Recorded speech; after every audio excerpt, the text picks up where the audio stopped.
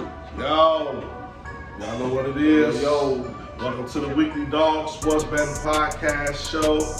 It's your boy Macko Scott, the man Rushing. And I'm Eastside Mongoose, man, Taylor Street. The man Taylor Street. We got a nice show lined up, a real nice show lined up for you guys today. Yes, sir. Y'all got a whole treat. Man, we kicking it off with Colorado. We want to talk about what's going on up in Boulder. What else we got for me? Hey, we also got the bet slips going on, featuring our no cigar slips, no cigars, and something we'll teach you about later on in the show. And we also have our odd chasing slip.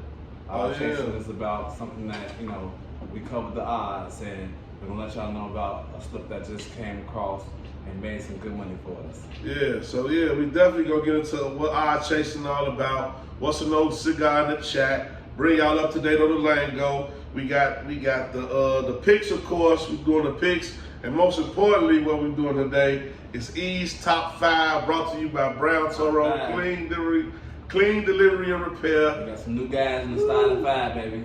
We gotta put some guys on the bench. We'll let you know about that later. Gonna let you know about that later, and we got, last but not least, the Bears. The Bears. You know we gotta talk about these Bears and what we need to do to get back on track and what we're not doing.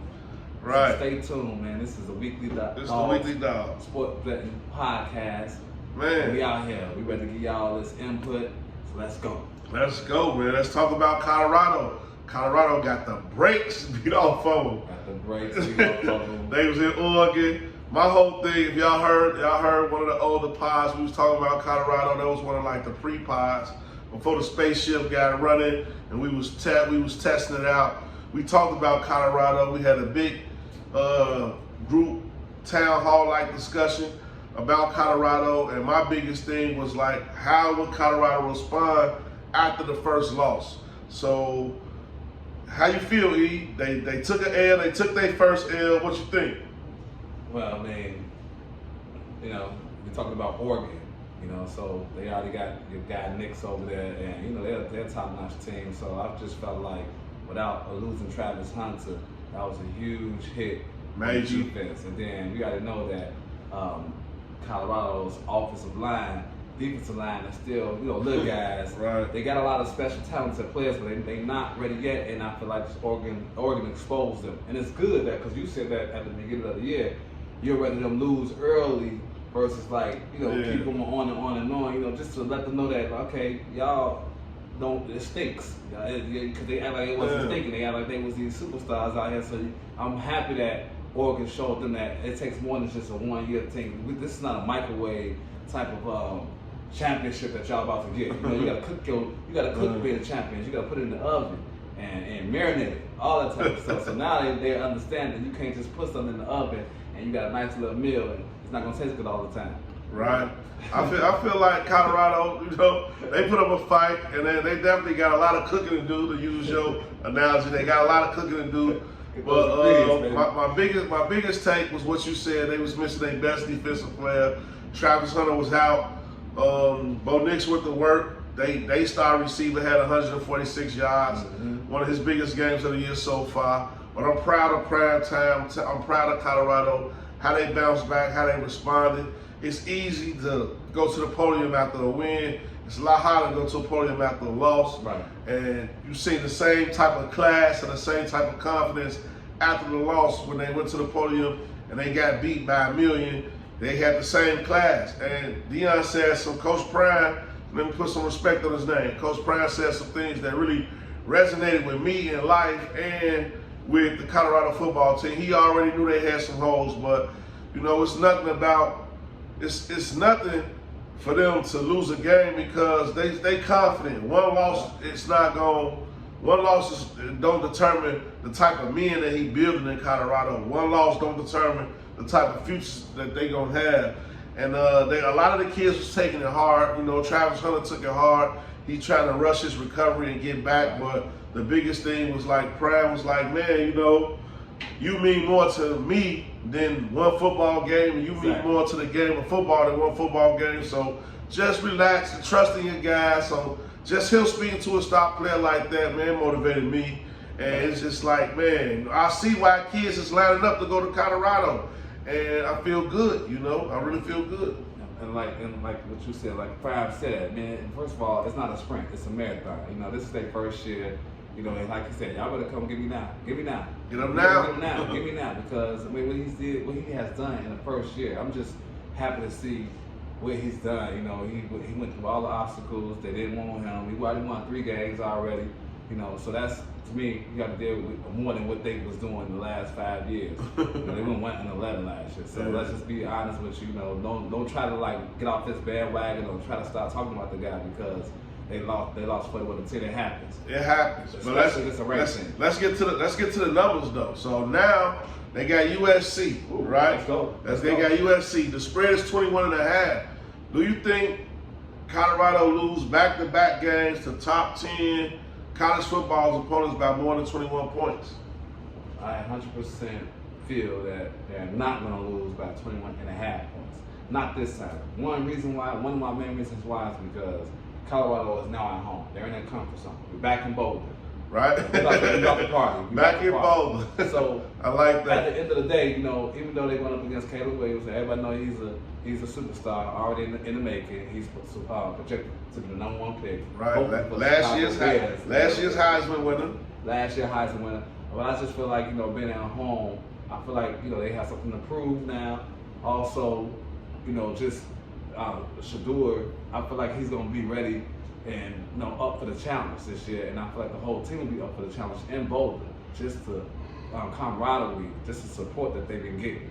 So when I looked at the spread today, it was plus 700 for for Colorado.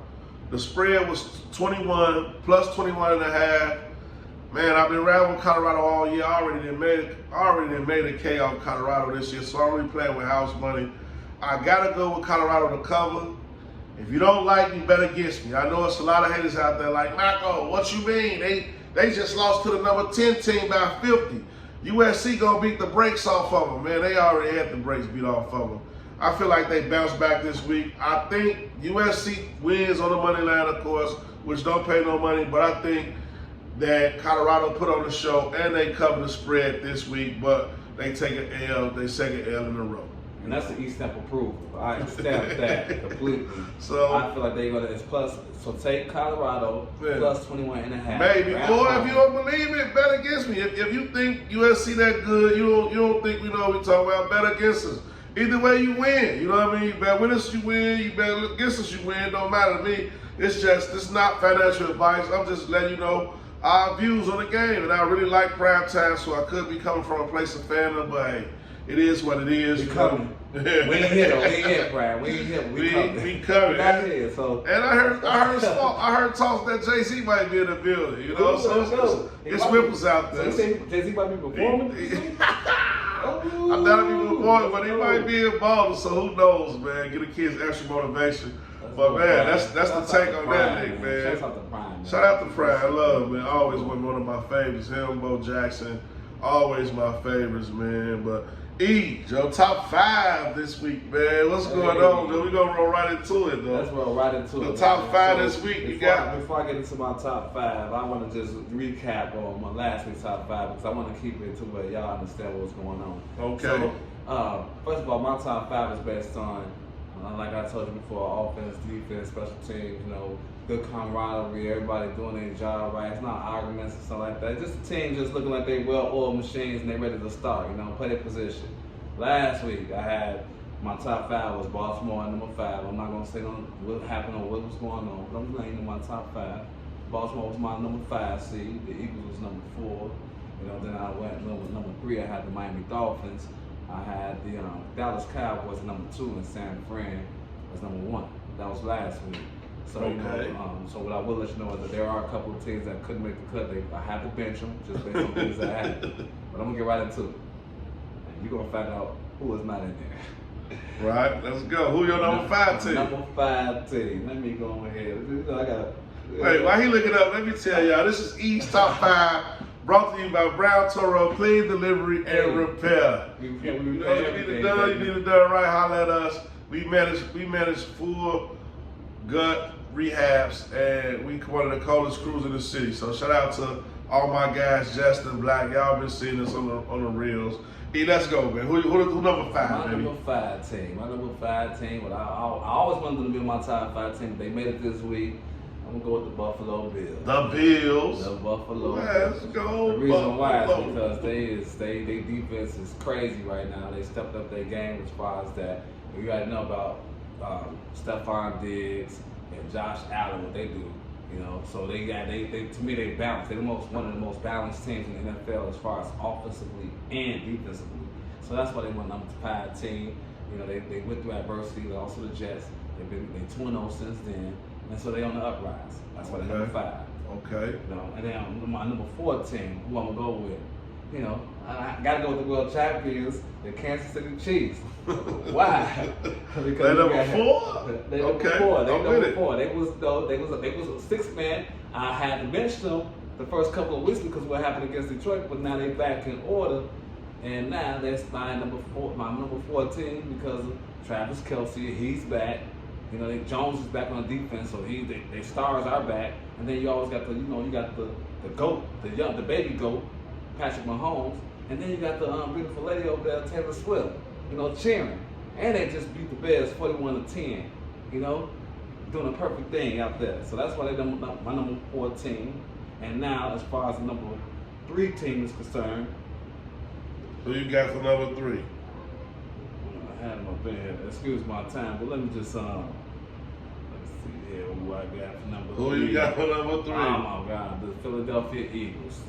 You know, the runner-uppers. The reason why they're number 3 because they're 3-0. First off, they're undefeated.